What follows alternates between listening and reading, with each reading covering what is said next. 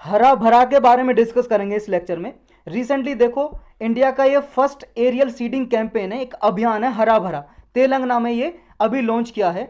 ये seed copter drone के जरिए लॉन्च किया गया है। सीड कॉप्टर ड्रोन क्या है, देखो ये आपको इंस्ट्रूमेंट दिखाई दे रहा है, छोटा सा हेलीकॉप्टर टाइप, और ये सीड बॉल है, मतलब इनमें बीज है। बीज के ऊपर देखो कुछ मिट्टी लगी हुई है, कुछ क्ले वगैरह कंपोस्ट माइक्रो ऑर्गेनिज्म से ये बंधा हुआ है।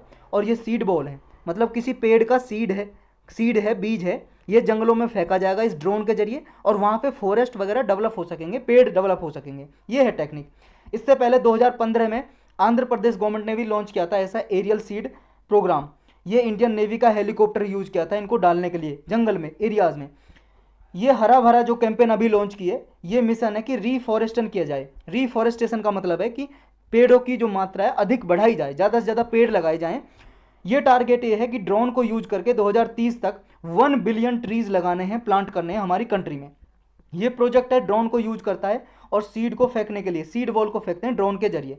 कोई ऐसी थिन या बारेन अनउपजाऊ भूमि है, या एम्प्टी फॉरेस्ट है जहाँ पे जंगल कम है, या ऐसी लैंड है जहाँ पे ग्रीन ट्री है नहीं, तो वहाँ पे ये सीड बॉल डाली जाती हैं सीड कॉप्टर के जरिए। ये सीड कॉप्टर मारुत ड्रोन्स नाम की एक कंपनी उसने बनाया है एरियल सीडिंग सॉल्यूशन के लिए, ताकि रैपिडली रीफॉरेस्टेशन के लिए यूज हो सके।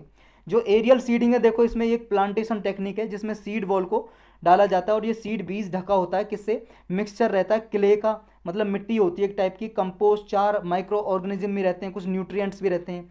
तो ये प्लेन्स, हेलीकॉप्टर या ड्रोन्स के जरिए फेंका जाता है एरियाज में, ऊपर से फेंक दिया जाता है। ये प्लांट स्पीसीज जो भी होते हैं ऐसे लिए जाते हैं, उनका ही बीज लिया जाता है जो नेटिव होते हैं, मतलब मूल निवासी। अगर जैसे ये तेलंगाना में लागू किया जा रहा है, तेलंगाना में कौन कौन से तरीके के ट्री हो सकते हैं, उन्हीं का बीज लिया जाता है, ताकि हायर परसेंटेज हो सर्वाइवल की, मतलब जब बीज डाला जाए तो उगे और पेड़ बड़ा हो और वहाँ पे सर्वाइव भी कर सके, रह सके, यानी कि बहुत समय तक रह सके पेड़।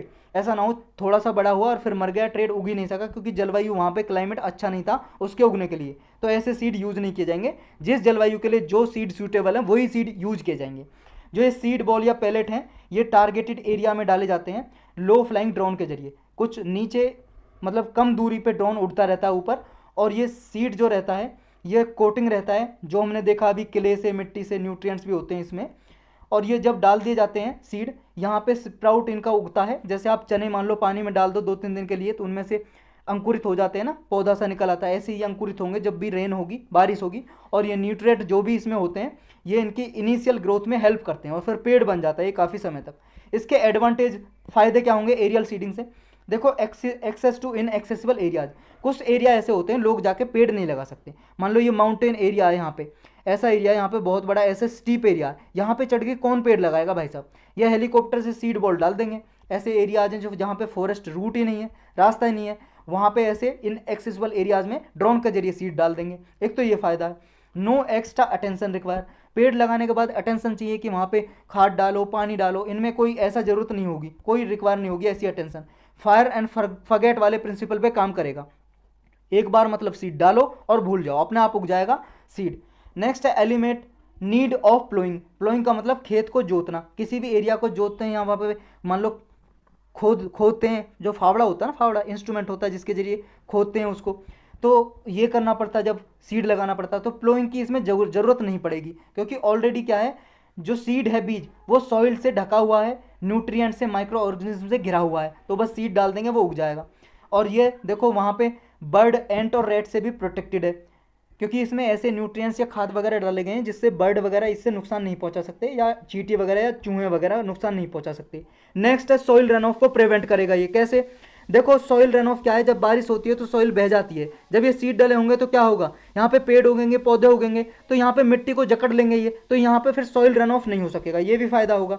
यानी कि ट्रॉपिकल फॉरेस्ट में देखो मोस्ट यूजफुल है, क्योंकि देखो ये कार्बन को भी एब्जॉर्व करेंगे। जब ज़्यादा पेड़ होंगे तो कार्बन डाइऑक्साइड को एब्जॉर्व करते हैं, सोखते हैं, ये फायदा भी होगा। लेकिन कुछ चैलेंजेस हैं इसके सामने, चुनौतियां हैं। क्या क्या?